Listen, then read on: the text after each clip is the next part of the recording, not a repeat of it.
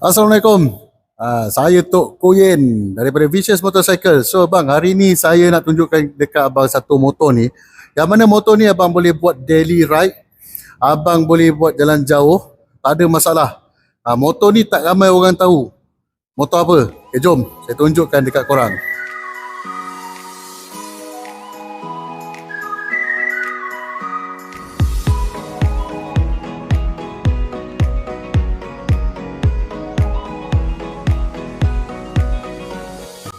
So inilah dia bang, motor NC750X.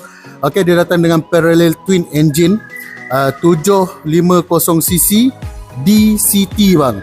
So yang ni dia pakai engine sama platform dan sama engine dengan XADV 750.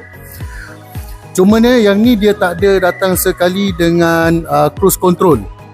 Okay, dan dia ada juga quick shifter dia ada quick shifter. So abang boleh main upshift dan dengan downshift lah. Okey bang, apa yang lagi best tentang motor ni?